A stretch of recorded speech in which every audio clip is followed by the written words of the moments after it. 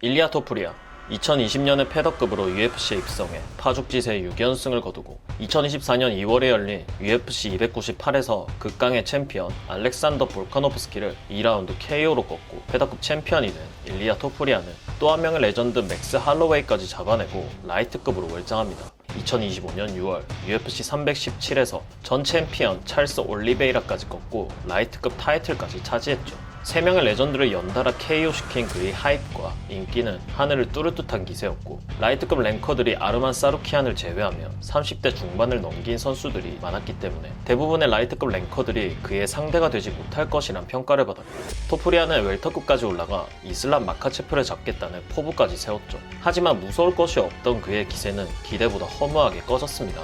2026년 6월 백악관에서 열린 UFC 프리덤 250에서 토프리아는 37세의 저스틴 게이츠를 상대로 그의 라이트급 1차 방어전을 가집니다. 이미 타이틀전에서 2번이나 무너진 적이 있던 게이츠는 그의 전성기가 이미 지났다는 평가를 받았고, 도박사 배당률은 압도적으로 기울었으며 팬들은 승패가 아니라 게이츠가 몇 라운드에 KO 당할까를 더 궁금해했죠.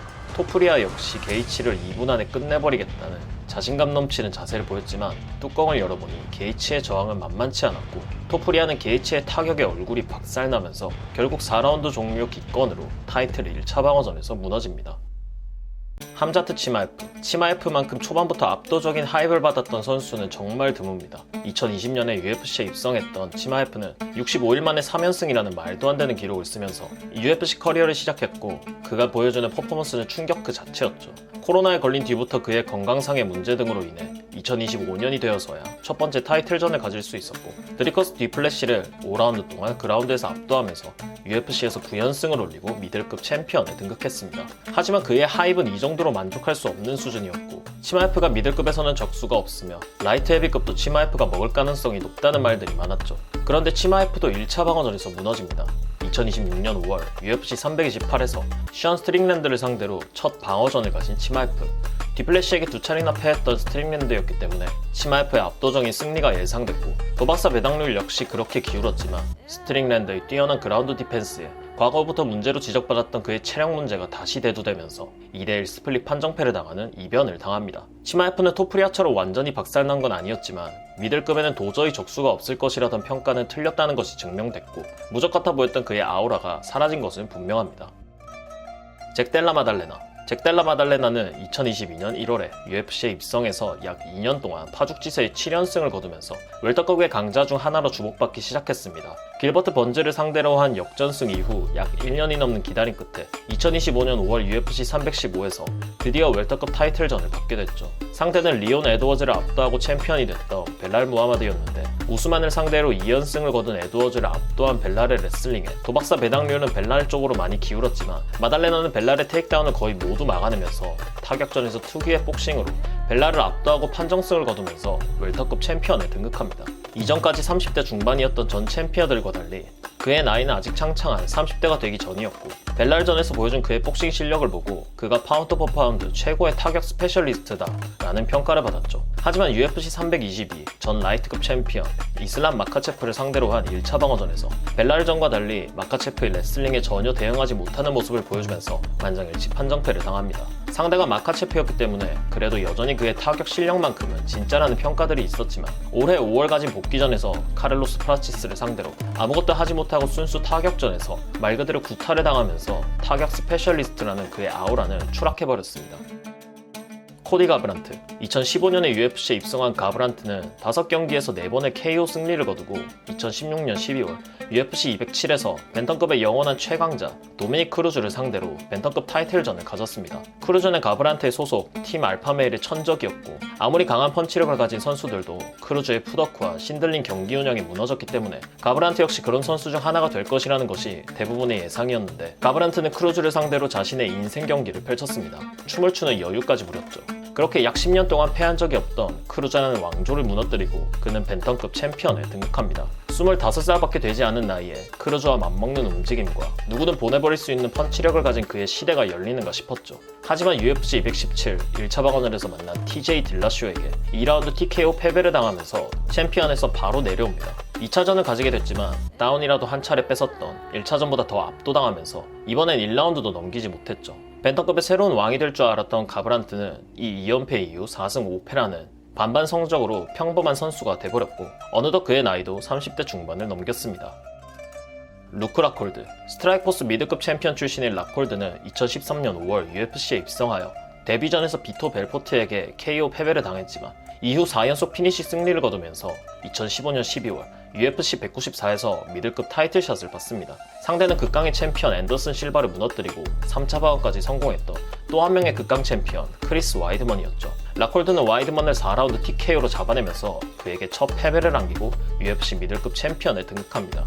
모델 뺨치는 외모와 피지컬, 극강의 무패 챔피언까지 잡아낸 그를 향한 기대는 엄청났고 그의 스타성 잠재력도 무궁무진했습니다. 하지만 락콜드는 완전 예상하지 못했던 상대에게 무너집니다.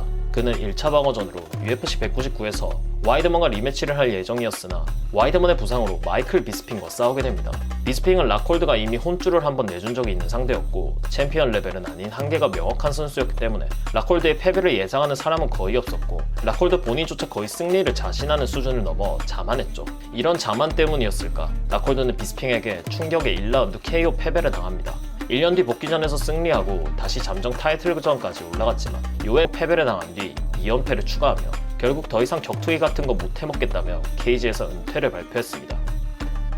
홀리홈, UFC 여성부의 시작이자 여성부의 모든 것이라고 할 수 있었던 존재 론다 로우지. 로우지는 UFC 최고의 흥행 카드였고 여성부 벤터급 6차 방어까지 성공한 압도적인 챔피언이기도 했습니다. 12연승을 거두며 단 한 번의 패배도 당하지 않고 있었죠. 그런 로우지의 7차 방어전 상대로 나타난 건 홀리홈이라는 무패의 킥복서. 로우지가 그라운드로 데려가 손쉽게 이길 것이라는 예상들이 지배적이었고 도박사 배당률도 또 로우지가 압도적인 탑독 편정을 받습니다. 개체량부터 으르렁거리던 로우지와 홈. 그런데 타격복에 취한 로우지가 킥복서인 홈에게 타격전을 시도. 당연히 타격전은 홈의 영역이었고 정타를 많이 맞은 로우지가 클린치를 시도해보지만 홈이 이마저도 잘 대처합니다. 결국 무기를 모두 잃어버린 로우지를 홈이 헤드킥에 이은 파운딩으로 잡아내면서 UFC 타이틀전 역사상 최고의 업셋 중 하나를 일으키며 챔피언에 등극합니다. 10전 전승의 여성부 최고의 슈퍼스타 로우지를 KO시키며 홈은 세상의 주목을 받게 됐지만 4달 뒤 펼쳐진 1차 방어전에서 로우지에게 이미 2차례나 패한 바 있는 미샤 테이트에게 서브미션 패배를 당하면서 허무하게 챔피언에서 내려옵니다. 이후에도 그녀의 성적은 뛰어나지 않았고 타이틀전 패배 이후 5승 6패를 거두면서 2024년 카일라 해리슨과의 경기를 마지막으로 UFC에 계약 해지를 요청하고 UFC를 떠납니다. 조니 핸드릭스는 NCAA 디비전 1에서 2번의 우승과 1번의 준우승을 거둔 최고의 대학 레슬러로 2009년 UFC에 입성해 무려 10승 1패를 거두고 2013년 UFC 167에서 웰터급 역대 최고의 선수 조르주 생피에르를 상대로 타이틀전을 가졌습니다. 그는 생피에르의 역대 최고의 도전자라는 소리에 걸맞는 퍼포먼스를 보여줬고 승리를 확신했지만 2대1로 판정패를 당하면서 챔피언 등극에 실패했죠. 하지만 대부분이 핸드릭스가 승리한 경기라고 말했고 생피에르의 은퇴로 인해 2014년 3월에 열린 UFC 171에서 로비 라울러를 상대로 웰터급 타이틀에 다시 도전해 만장일치 판정승을 거두고 UFC 웰터급 챔피언에 오릅니다. 조르주 생피에르에게 사실상 승리를 거둔 챔피언으로 아직 31살에 불과했던 핸드릭스였기에 이제 그의 시대가 열렸다는 예상들이 있었으나 핸드릭스는 1차 방어전에서 라울러를 다시 만나 다소 억울한 판정패를 당하면서 타이틀 벨트를 뺏겼고 맷 브라운을 상대로만 복귀전에서 승리하지만 이후 체중도 제대로 맞추지 못하고 1승 5패라는 처참한 성적을 남기면서 2017년 11월 가진 파울로 코스타와의 경기를 마지막으로 글러브를 벗었습니다.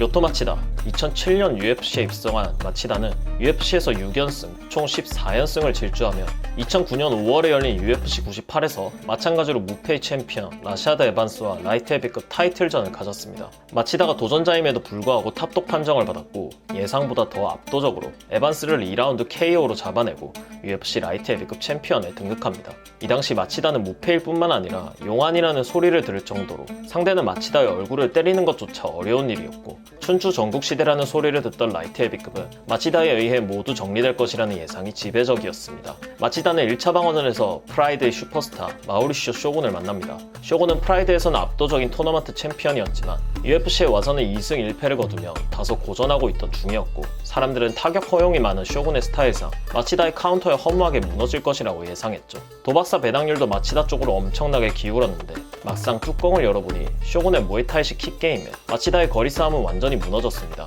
경기는 판정으로 갔고 쇼군의 승리가 예상됐으나 공식 판정단은 3명 다 마치다의 손을 들어줬습니다. 경기장에 야유가 퍼졌죠. 언론들은 판정의 문제를 제기했고 데이나 화이트는 쇼군의 승리라고 말했습니다. 결국 2010년 5월 UFC 113에서 둘의 리매치가 펼쳐졌고 1라운드에 잠지으면서 쇼군이 라이트 헤비급 챔피언에 등극합니다. 마치다가 1차 방어에 성공했는데도 불구하고 그를 이 리스트에 넣은 이유입니다. 마치다의 무적 아우라는 이때부터 사라졌습니다. 이후에도 타이틀에 도전했지만 존 존스에게 막혔고 체급을 내려 미드급 타이틀에도 도전했지만 와이드먼에게 막힙니다. 과거의 무적 같은 아우라는 사라진 채 리스트의 다른 선수들처럼 기량이 수직 하강하지는 않았지만 승패를 반복하다 떠나 벨라토르에서 그의 커리어를 마무리했습니다.